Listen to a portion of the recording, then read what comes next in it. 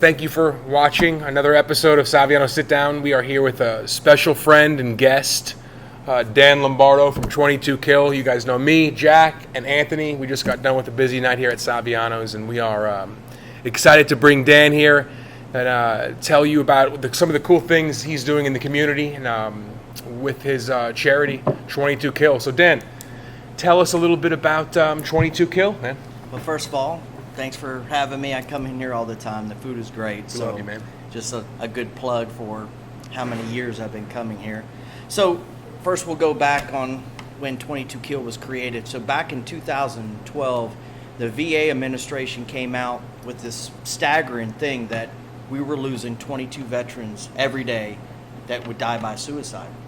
So we knew as a veteran, I guess our family, the people that we knew we lost one or two guys, but we didn't know it was that staggering that we were losing 22 of our brothers and sisters. And the camaraderie that you have in the military is a lot, I would say, even more intense than family. You join basic training, and you kind of inherit new family members. You get 50 of these brothers that you kind of don't know. They're from all different races, different creeds. It doesn't matter.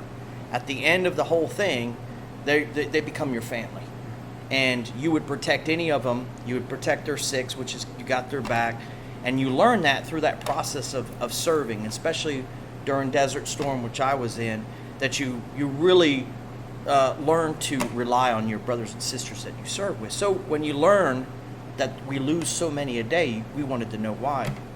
So the thing that kind of was brought out about this was PTSD. Now, the first thing that we didn't like as a veteran community about PTSD was that they put the D at the end. The D stood for a disorder, and a mental health issue is not a disorder. So post-traumatic syndrome disorder is what PTS stands for. What we will say is just PTS, because we don't think it's a disorder. We don't want a veteran to go around thinking he has a disorder. It's a mental health issue that we need to overcome. So we changed that by saying just PTS. The other one was TBI. People don't realize that there's a lot of veterans that have TBI, that's traumatic brain injuries. Where that comes from is the more advanced that we've gotten in body armor and helmets and things, these men and women years ago that used to get killed from explosions now their bodies were being protected, but their heads are hitting the walls, they're hitting the sides of tanks, they're hitting the sides of Humvees, and then they're getting these traumatic brain injuries that stay with them forever, or from a direct explosion. And what they found for years of these happening is that it sets a long history of creating traumatic experience, flashbacks and things like that. So we wanted to have civilians and the public understand what was going on. So we tried to figure out a way, and it was a Marine who started 22 Kill, who's no longer with us. We turned it into a board-run organization, but he decided that what we needed to do is have some sort of form of awareness that we could get the public involved. So we created the 22 Kill ring that you have, and we'll get you one. It's okay. So the 22 Kill ring was a way to honor a silent salute of the veterans that are currently serving, the ones that did serve, and of course the ones that found no other way but to take their lives from the pressures of the PTS and from TBI. And so we started, the only way that you could get your ring, you had to do 22 push-ups. Well, the 22 push-ups went viral.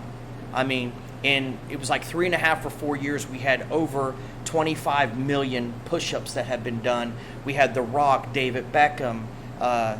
We had the president, before he was a president, he wore his ring. Ted Cruz. We had all these guys wearing their rings because they understood our mission and they believed that it was the right mission.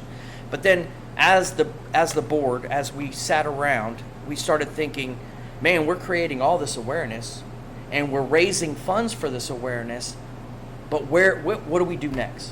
What's the next step? Well, the step was mental health side. Can we start making a difference in these soldiers? Can we help start empowering them to learning what their issues are and how to get over them? So at first we started, kind of finding a partner to help us with the therapy and the counseling. And it just didn't work as well because the problem with dealing with veterans is we have our own line of communication. And if you're a civilian, you never served, it's hard to have that communication, understand and been there and understand that immediately, which we call the camaraderie you have, which you'll see if you go to an event of ours and you'll see a veteran that doesn't know any of us. By the end of the night, we're all best friends, we're hugging. That's the camaraderie. So we realized that we needed to have a partner for the mental health side and the wellness programs. And Stay the Course, we took over Stay the Course, which was a veteran-started organization that Temple Cheryl started, and because of her husband AJ, he served. And what she wanted to do, she saw all the issues he was having, and so she said, basically, I'm gonna help my husband, right? So she ended up starting her own clinic and started helping veterans, but wanted to grow. So 22 Kill took them over, and ends up, the great part about it was Tempa is so good and so dedicated that she's now our chief operating officer. Wow. So in the Stay the Course program, the counselors are veterans, wives or husbands of veterans, police officers, firefighters. They're used to dealing with warriors. They're used to helping them. So the communication level is their understanding is there. So that's been our mission, and that's what we've done. Is the thing that at the end of the day we want is, we don't want you to just live, but we want you to live well. And with purpose, Yeah. you know? So in that side, we've started all these different programs, and it's the initiatives that really kind of create the circle of the camaraderie, which is first to Stay the Course is the mental wellness side, right? That's very important. And we basically do veterans and first responders, right? Then the next step is, we thought, the outreach side.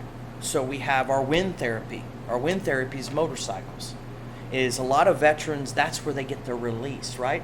Well, we want you to come to our events, ride bikes, have purpose, have a goal. So we raise money. We usually pick a few veterans and we kind of let them speak about how the wind therapy, how the riding, how the camaraderie is helping. So that's one of our programs. The next program that we started is our Forge program. The Forge program is basically talking about how a veteran was made, in the sense of forged in service, strength and purpose, right? So what that program does is our outdoor program. It's shooting, hog hunting, riding in helicopters, kayaking, saltwater fishing, camping. But then once you get the veterans, then that camaraderie and that love's there, and you start opening up, it's good that we have a counselor there. So Blake is one of our counselors that kind of heads up that program, and here's the avenue to kind of open up, which is those first steps in, hey, I've got some issues, and I want some help. Wow. But that's all comes to one thing that I always say is that the biggest thing we need to change in the U.S. right now is we stay away from this word that I like to use a lot, which is love. We stopped using that word. But I love these men and women, and I want to save them. So in these programs, the focus is really the love of that, hey, we want you here. The next program we have is the Watch program. That is, we are the children of heroes. So that program was started because we noticed that, we have a lot of programs for veterans and their children. Because not only do we counsel veterans and their families, but my gosh, guys, when you're over there, and I want to paint the scenario before I go into the Watch program, is if you usually were sent out and you're deployed at 6 months, and then you come back for 3 months, and then you go back for 6 months, you're not at home very often. So you're really not the father. You're not the stable person running everything. It's the mom. Or vice versa, just say the mom's deployed, wherever. So when finally the deployment's over and they get out of the military, they come home to a situation they don't understand how to manage.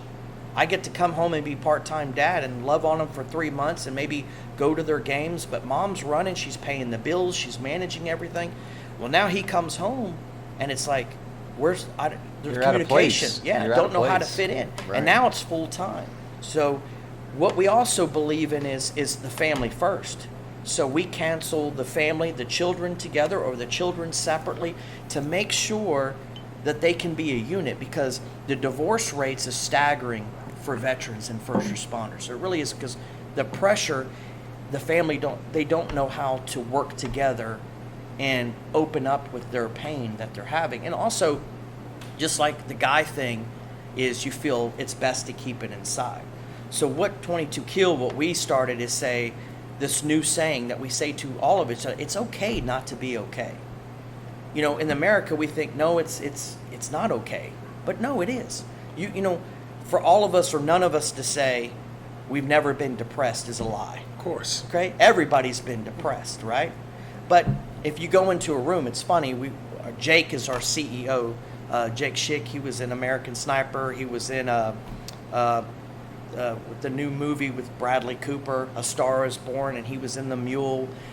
They put little cameos for Jake, but he's our speaker. He flies around. But what I love about it is he starts out a conversation by saying, who's ever been depressed? And it's like 15 people raise their hand. But then further into it, by the end, when they understand, hey, I have been.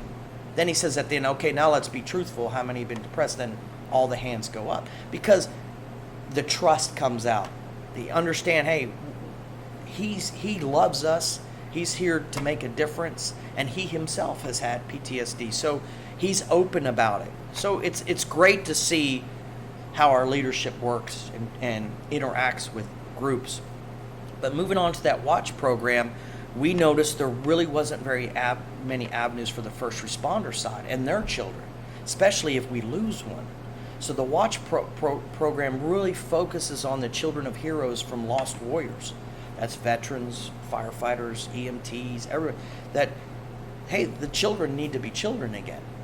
So what the watch program really does is get the children trying to get back to being kids again. And we have a lot of widows that are veteran widows and a lot of police officer widows that sit on our committee, because what we wanted to do is we wanted to make it right. So we said, who better to know what their children need and what they need are them. So we created a committee, and a lot of those widows sit on that committee. So that's that program. And then we started Tribal Council, which is a peer group. And we're also helping with peer group with police officers as well. Is your first stage, if you don't feel comfortable maybe doing counseling, maybe you'll feel comfortable in just sitting with a group of your peers. But the one rule is you got to leave your ego at the door. This isn't about you. This is about being a part of a tribe. So that's why you see on the side of the 22 Kill truck, one tribe, one fight. Because, man, we're all in this together.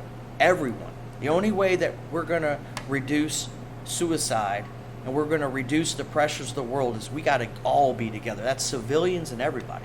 And that's not only, you know, we look at it as our mission is this, but we still have to look at the pressures teenagers have and stuff as well, that if they understand from adults that it's okay not to be okay, it'll help them in the future as well. I wanted to ask you something. So prior to this 2012 study that was conducted, right, had there been any other studies done, and what were the outcomes? Well, here is what, and I don't know if you guys remember, of course, me serving, I remember, that there was a lot of things in the news prior to that of veterans taking their lives, and there was a big thing passing down from a lot of the command was you shouldn't go see anyone. And a lot of veterans that were being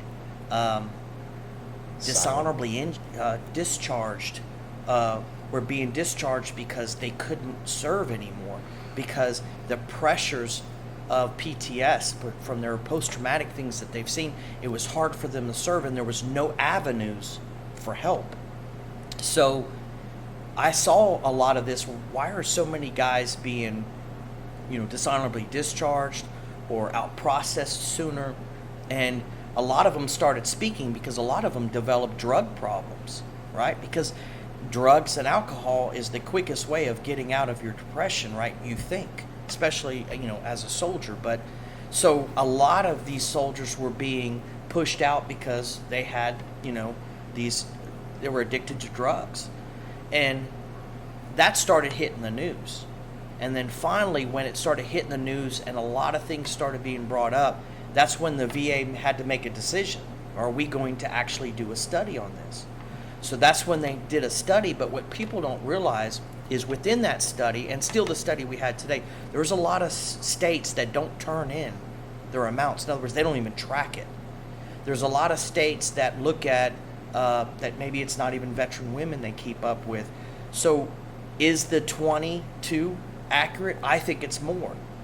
Now, what has the VA gotten out of it a little bit? You know, the disappointing thing, the VA came back last year and said, well, we think it's like 20.5 now. Well, how can you even come up with a total when not everybody is turning their totals in? Two would be too many. Right. To me, one, is You know? I'd like 22 kill to go away. Right. That we're down to 0. I mean, that would be our really mission, our goal. But within those statistics, definitely what we saw is that there wasn't anyone coming up with solutions. So that's why we wanted to take on that solution side as much as we could. And really, we look at it, we're empowering veterans.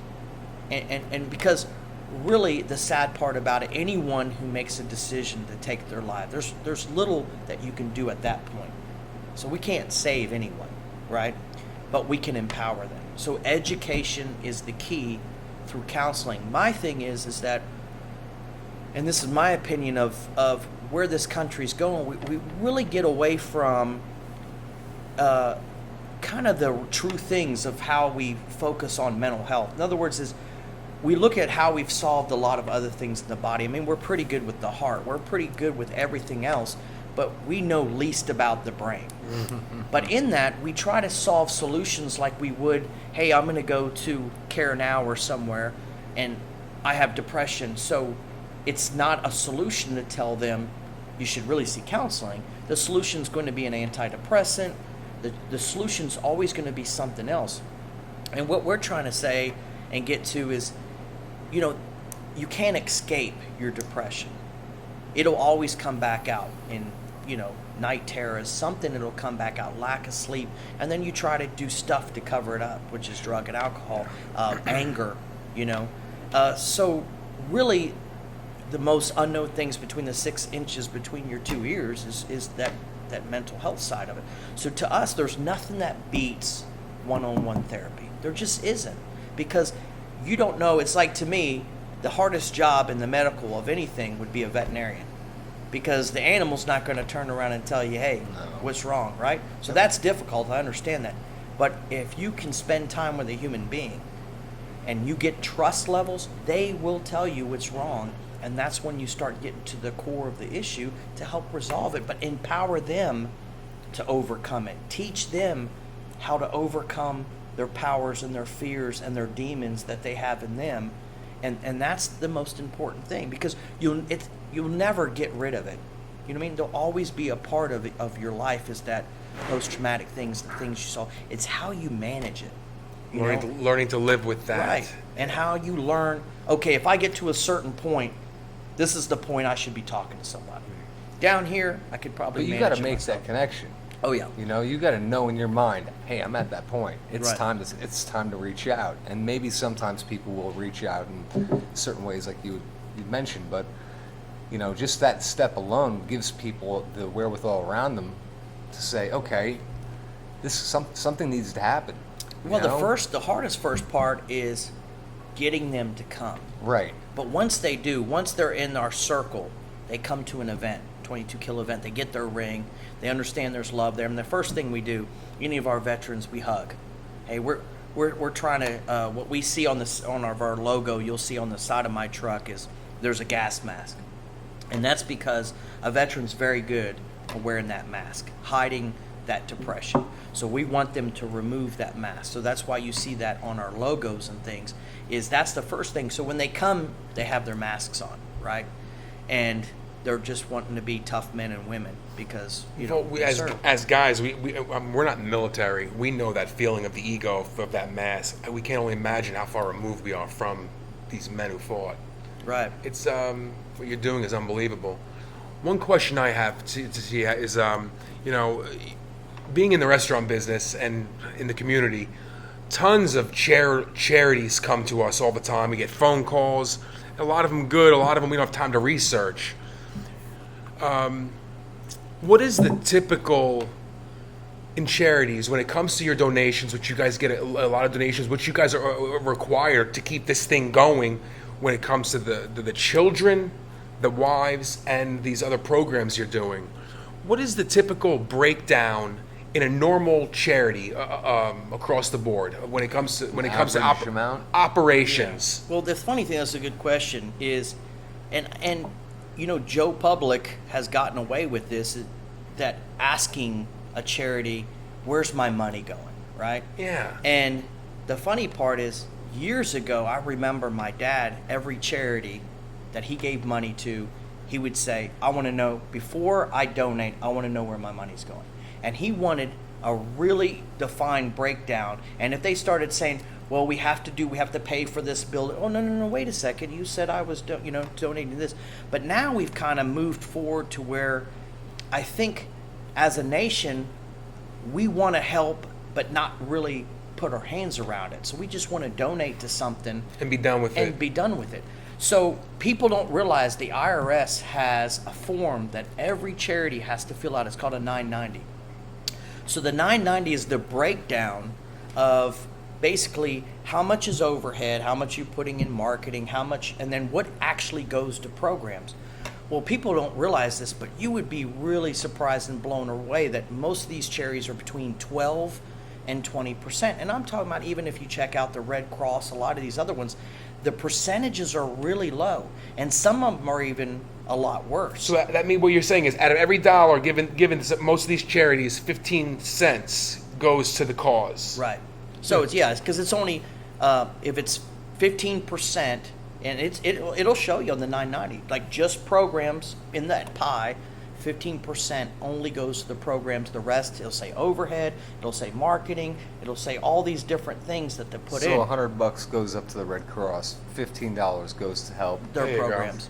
Yeah, just like this. But also at the same point, I want you to realize, as Americans, you got to be smart. If you donate to somebody, and it says, act now, send $25, we'll send you a blanket and a T-shirt. Okay, come on. Yeah, you got to pay for the blanket Okay, and your the T-shirt. $25 paid for the blanket and the T-shirt, and that's pretty much about it.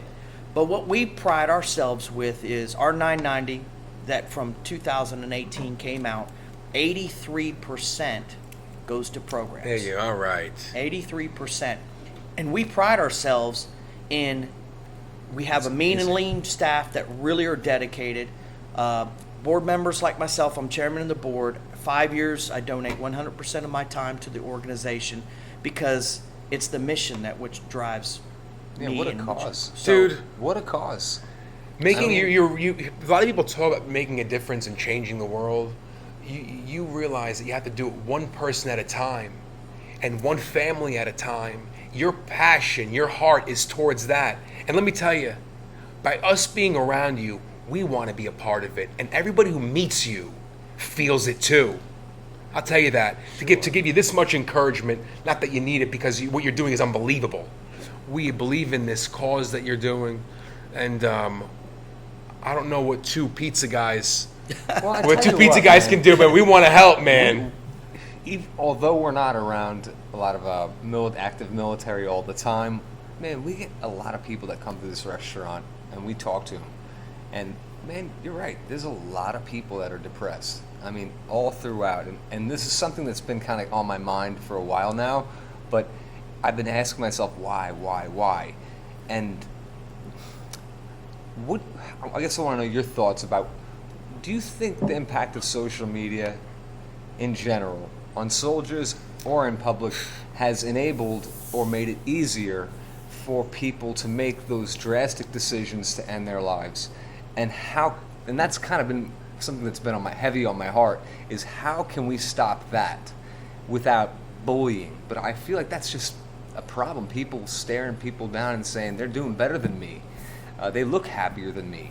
Well, I mean, take away the social media side, which definitely has been a problem. I mean, to me, the school shootings, I think why they happen is because they glorify it. I mean, if you wanted to do a school shooting and you wanted everybody to know who you were, and they see how glorified it, right. And they put it on the news for 4 days in a row, and they put the kid up there.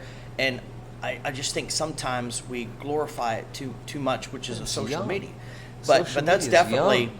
It's only the 10, younger 15 years old. kids. But the thing on understanding why also not even a PTS situation, but from a soldier's standpoint that that I want you guys to realize. You imagine how life has changed if you backed up to Afghanistan and somebody did several tours of duty. So just say they were in the Marine Corps for 6 years. Now, when he left, his other friend, they got out of high school at the same time. So 6 years, this guy went to college, 4 years, his friend, and now he's got this great job, right? Because he's out of college, he's got the house, the picket fence, the whole bit. So this guy comes back after the 6 years, several tours of duty. Just say he got wounded, Purple Heart recipient. And then they meet up, right? Now, how do you think this guy feels? He has nothing now. He's starting from scratch, right? Very little education from serving. And he looks at his buddy, and he's got the picket fence, the dog in the yard, everything. And he wants this, and then he goes, okay, what am I going to do now? I'm out. So the opportunities they end up giving him is, well, you could work at Walmart, you could work at fast food. Oh no, time out. I just served my country for 6 years. Well, no, you have to apply for all these loans. You have to do this. You have to equate for this VA loans. There's some pathways, but they start getting lost because it's hard to go through those. And then all of a sudden, the world's past you. And here's the other thing: is people don't realize. The military makes it really easy for you to do your job. In other words, I'm going to pay you, right? And then all your bills are going to get paid because you get food, everything. We're going to send money to your check to your house, if you're married. But just say you're not married. So you got out of high school. You really never paid bills or anything. You never knew electrical bill. You never knew anything because, hey, we got you covered, right? We're feeding you. You got your health care. You got everything. So now you get out. And now you're really starting over on how to process these things. Like, wait a second, I got this bill and this bill and this bill. So you're literally starting from scratch as an adult the sometimes. ABCs Yeah, are trying to figure out how am I going to manage this. But you think I should have all that stuff. So it becomes very depressing sometimes is now I'm 26 years old or 28. I just got out and I'm starting over. I'm starting from scratch now.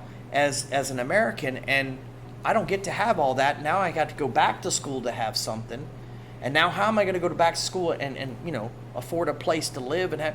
So it's real, So I think more Americans we need to be aware of that when when these educational funds, if you find some good groups that have some educational funds, those are good things to donate to as well because they deserve it.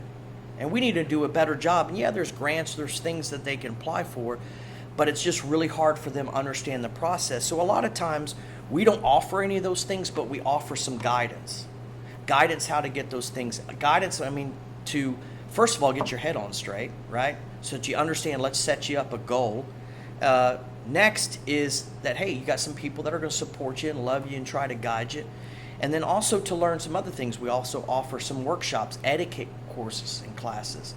Sometimes the communication definitely is way different in the military, and then you're going to go work for somebody, and you feel sometimes, the great thing about the military is your guy next to you, you can get mad over something, beat the heck out of each other, but the next day you're best friends, right? Well, that doesn't happen in the civilian world. That's how I feel about him sometimes. Yeah. Nice. Yeah. So, but yeah, to get the social media though has helped with spreading the awareness. Right.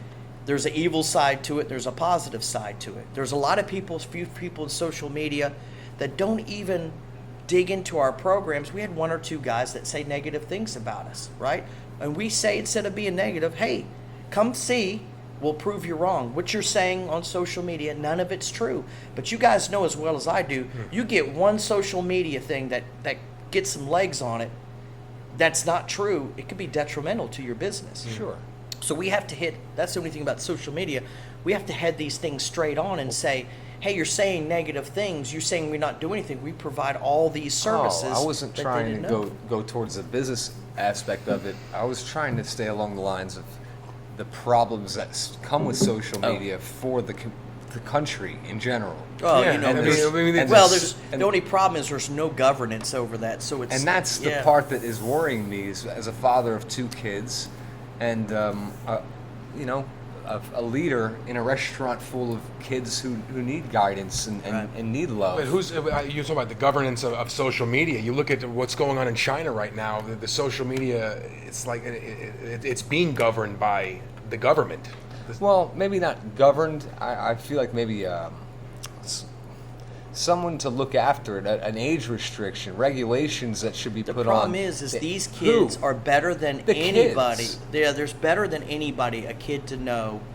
I mean, I have to admit, my son, you know, now they're giving the little pads at school. He's the first person that hacked into his pad to get online to start, you know, looking at cartoon or something, right? But there's a way around these things, and kids know. The thing is, it starts at home. You know what I mean? And that's the other thing that's missing is just good parents in general at home. That aren't addicted to these devices. Yeah, that and also that will support their kids through this. I mean, one thing that I've been able to do that I really am surprised is I've been able to talk in a few schools, and the schools really, and I'm talking about public schools and private. I've talked to in a few, and they let me talk from about the flag all the way to jobs. You know, in other words, these young youths think that the way to get more money is only time, and the way to get more money is always education. You have to do more, and I don't mean education in college. I mean you have to change. You have to add positions and job and take more responsibilities. But you will never get money just because you work for somewhere for 5 years. But they believe that. They believe if I go work somewhere and I do the same job for 5 years, I should be making twice the amount. Well, no, they don't understand, but you're still doing the same thing. Once again, that's education. And then lastly, I talked to the students about suicide prevention. Is when I had been, and I think I told you this, just a weird deal that a friend of a friend type thing sent me on a GoFundMe page that a young boy who had autism, who was 11 years old, had committed suicide. Died by suicide. And I was like, wow. And what they were trying to do for the young man was they wanted him to have a military funeral because his whole room was military. This kid knew everything about the military, and that was his dream.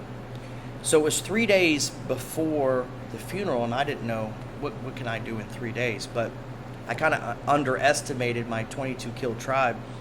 So I talked to the mother, and she said all I want was if you could get me one thing, get me bagpipes. So we have a bagpipes player that's actually from Scotland, and he said, yeah, I'll do it. That's great. The next thing I know, I ended up having other people call me, and then it ended up I was looking for somebody to carry the casket. I really wanted a group of Marines because they do a certain, they really protect the family all the way to the end. And it was interesting, I couldn't find Marines, and I found one Air Force person, one this person, one Army person. So I made a decision, hey, we'll just split it up, and then it was weird, like God said, no, we're not going to do that, because the next call was a guy that just happened to be in town. There were 6 Marines, all in their dress uniform, that were in town for one day. So it was amazing, but ended up we had 150 people in uniform showed up. Wow. And I'm talking about police, fire, Bravo. and military. We had 135 motorcycles, 3 fire trucks, 3 chiefs of police. The procession for this young man was 3.5 miles long with a police escort. But what I'm getting at with that is people in this country still have a heart. Absolutely. They just have to be guided to the mission. And so what I would, leave anybody with on who I am, and, what you said motivates me is, my family, is Sicilian. And, but I learned from my grandmother, I think I was 13 or 11 years old. I can't remember how old I was. But somehow we got on this religion question with my grandmother, who was the matriarch of the family. And so I asked her, or she asked me, actually, it said, what do you think if when you're standing in front of the Lord, that he's going to say the most important thing you should have done when you were here. And of course, 11-year-old or whatever, I throwing out all these different things, and she said, no, the most important thing is that you make a difference, but not just make a difference, with cash and giving. And what she said is you actually put your hands around it and you become a part of it, that you yourself physically make that difference, because when the people around you see you so involved, then it'll get them to be involved. Through. And it'll get them in, because people inherently, I feel, have a level of good in them, but sometimes it needs a spark.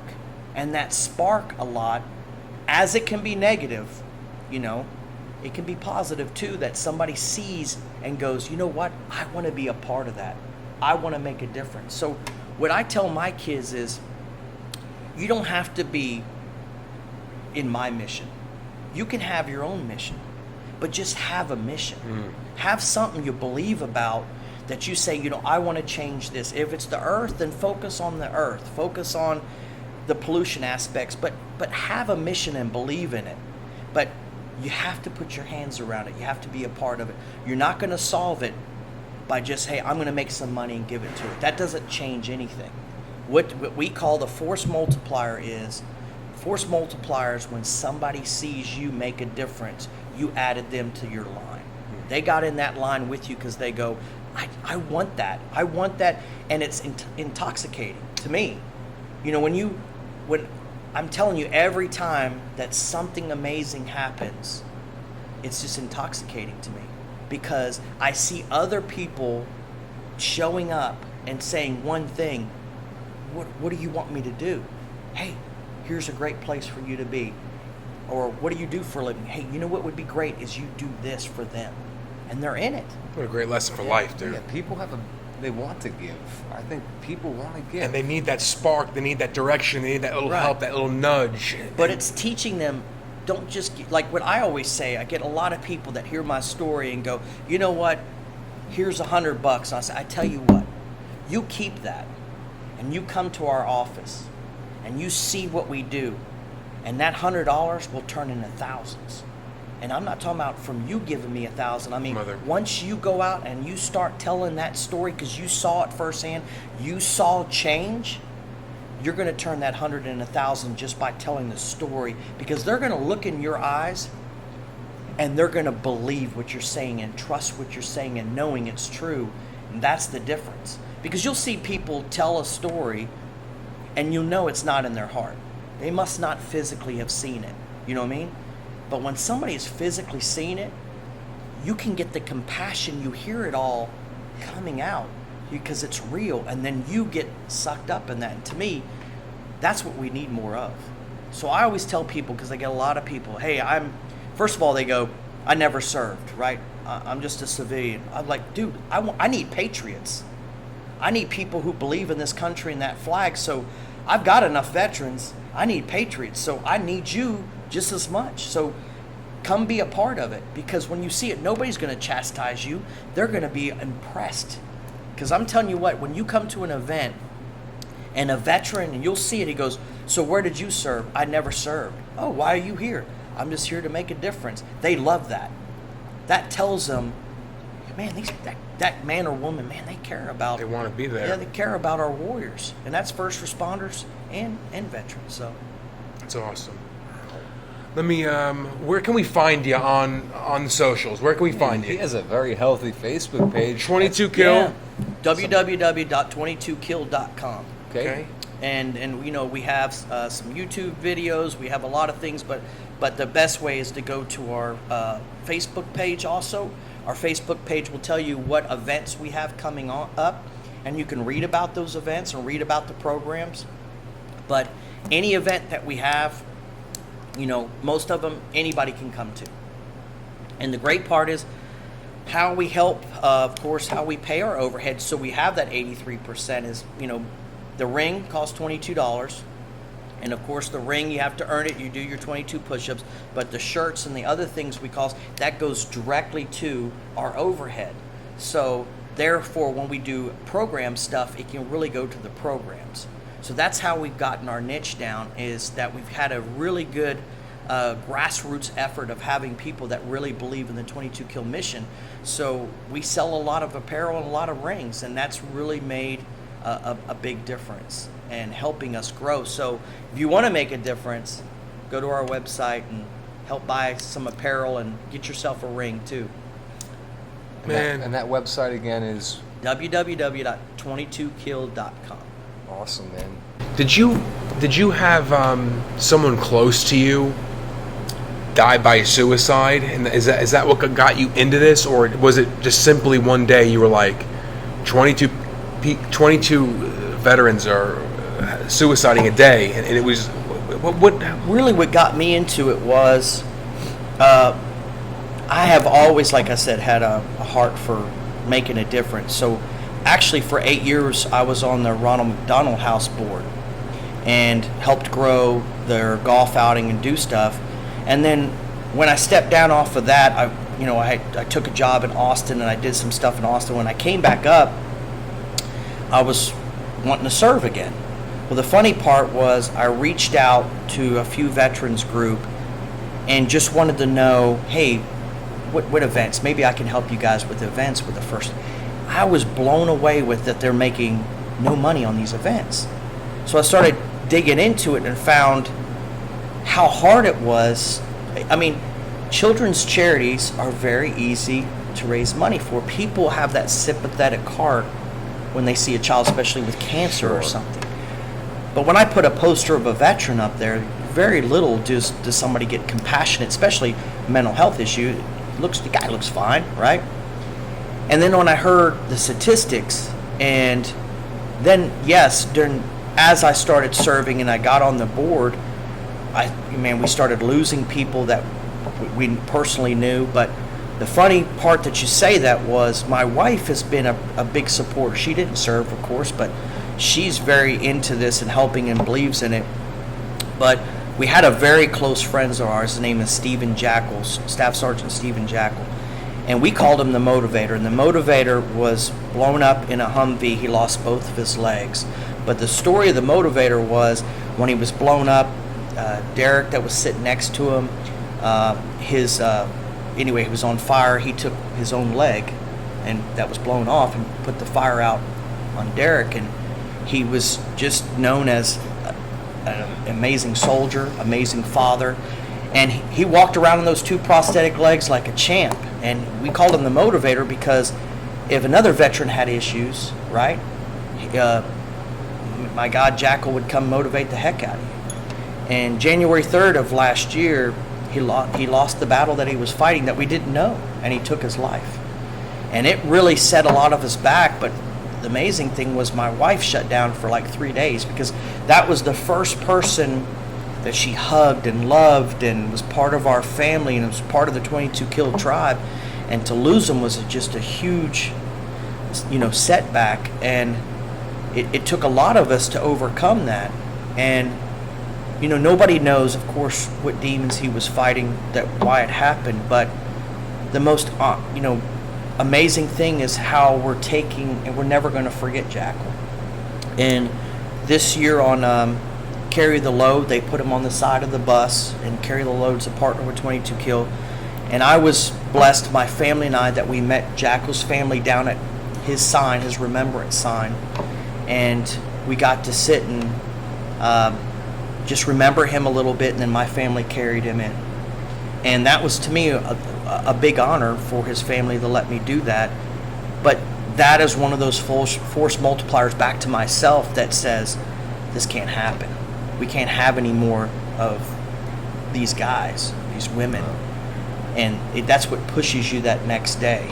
And, the sad part about what we do is it's easy to count the failures but not the successes. Yeah, so it's kind of hard on you, right? Because you could make 100 right moves, right, or have people put in 100 better positions. Nobody knows the counts of success we've had, right? Sure. But somebody will sure go, man, y'all lost him. How did that happen? Right. Well, we can't ever answer that.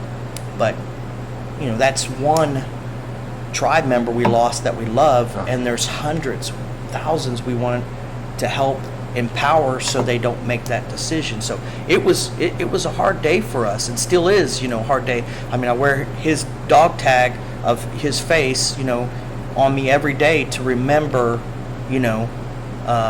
just the place he had in my heart, my family, and still does, and how that we have to keep moving forward. The mission is that way, and we all have to go that way. But yeah, it's very difficult in this line, you know what I mean? Because you think of the failures a lot, right? And it's hard to think of all the successes because the failures are so close to your heart, you know what I mean? Well, yeah. I mean, have you reached out to the American Legion or anybody like that? Do you I'm just trying to give ideas. So the American Legion and the and the VFWs are all partners of us. Okay. But all those organizations run independently, and people don't really realize that. As they have an oversight, they try to raise money for. And also what's hard for the VFWs is usually there's an older clientele in the VFWs, so it's hard for the younger vets to get plugged in at the VFWs. Because like if you go to a lot of VFWs, you'll have older Vietnam vets, some Korean War vets, and then you got a guy from Afghanistan. So a lot of times it's not a fit. So the great part, some of them are changing. They are trying to make the commanders younger to try to plug in. But the way we look at is we're a partner with everyone. Everybody. And that's why it's one tribe, one fight. Like everybody will go, oh, so-and-so is doing the same thing you're doing, or they're raising money. Aren't you mad? I'm like, not if their goal is to save or help empower veterans and make a difference. So that's kind of interesting. It kind of weirds people out sometimes that we don't get scared away with, do you want to come to our event, or do you want to be a part of this, or if we see you. To us, it's one tribe, one fight. If you're in the tribe, you're making a difference, we're good with it. So that's a little how I'd say 22 Kill gets so much connection, right? And from a national aspect is because we partner so well with anyone willing to make a difference. Dan, me and Anthony, we are thrilled to be not only have you tonight here with us, to be a friend, to be a partner in 22 Kill with you, and for you to be a fan of our food and our family. We got some people to bring to you. Three Italians. We want to help you make Sicilian. a difference. Sicilian, Italian, whatever. He's not Italian. He's Sicilian. I can't thank you enough. I want to give you a hug because you said hugs earlier. Oh yeah. Thank you for serving our good servicemen. Thank you so much, man. Hey guys, thank you for watching this episode of Savianos Sit Down with 22 Kill. I'd like to ask you if you are struggling or know anybody who is struggling with suicide or PTS. Please reach out to 22 Kill, especially if you're in the Dallas-Fort Worth area. If you're not, reach out to somebody else. Get plugged in somewhere, and you're worth it. You have a long life to live, and you are loved. And you can always look up and know that our Heavenly Father loves you. If you're in the area, you can always stop here at Savianos or 22 Kill. No question. Thank you guys for watching, and we love you. Until next time, peace. Thank you, guys.